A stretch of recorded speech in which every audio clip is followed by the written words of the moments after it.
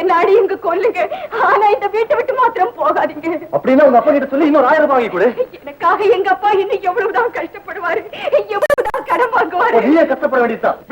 வேண்டாங்க, நான் சொல்றத கேளுங்களேன். விட போறியா இல்லையா? போக விட மாட்டேன். நான் யாரா இருந்தா உனக்கு என்னடா? வேண்டாம். மாமனார் வீட்டு காசுக்காக பொண்டாட்டிய போட்டு மாடு மாதிரி அடிக்கிறியா? நீ எல்லாம் ஒரு ஆம்பளையா? உனக்கு கை கால் இல்ல, உழைச்சு சாப்பிட முடியாது, பொண்டாட்டிய வச்சு குழப்பம் நடத்த பாக்குறியா? சோதாப்பல இந்த பொண்ணு அவ்வளவு கெஞ்சது கேட்க மாட்டேங்கிறியா? பேசாம பொண்ணை கூட்டிட்டு உள்ள போட. இது எங்க குடும்ப விஷயம், அதை கேட்க நீ யாரா?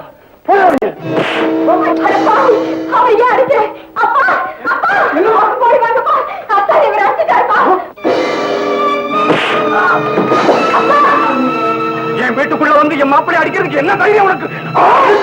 அப்புறம் மகளை சேர்ந்து திட்டம் போட்டு என்ன அடிக்க அடியாள கூட்டிட்டு வந்து இப்ப அவனையே அடிக்கிற மாதிரி நாடகம் ஆடுறீங்க.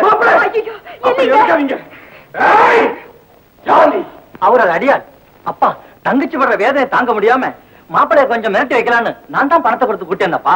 யாரப்பா நீ? நான் எத்தனையோ பேரை பூட்டா கழட்டி இருக்கிறேன், ஒரே அடியில என்ன கழட்டி விட்டாரு.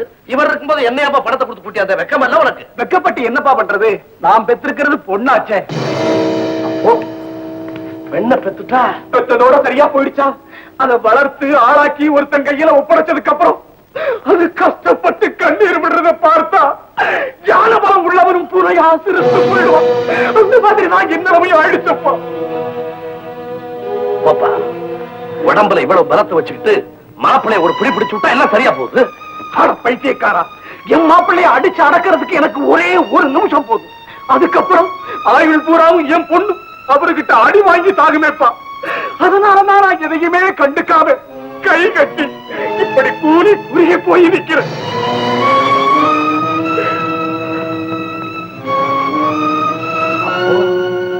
பெண்ணை பெற்றுட்டா தகப்பன் தலை நிமிர்ந்து நடக்கவே முடியாதா? கூலி கை கட்டி நிக்க வேண்டியதானா? என் நிலைமை பார்த்ததுக்கு அப்புறமா இந்த கேள்வி நீ கேட்கிற? ஓஹோ, உனக்கு பொண்ணே இல்லையா? இல்ல, அதான் இப்படி கேட்கிற. இப்ப முண்டாம தட்டிக்கிட்டு அடியாளுக்கு வந்திருக்கிறியே. ஒரு பொண்ணு பிறந்ததுக்கு அப்புறம் இந்த தொழிலை விட்டுட்டு கையால் ஆகாம கடைக்கு கடை உட்கார்ந்துகிட்டு நீ கையேந்தி காது கேட்கல. இல்ல. ஆமா, என்னால உங்களுக்கு எவ்வளவு கஷ்டங்கிறது இப்பதான் தெரிஞ்சுக்கிட்டேன். என்ன மன்னிச்சிருங்க. இனிமே உங்க பெண்ணை நல்லபடியா வச்சுப்பேன். மாப்பிள்ளை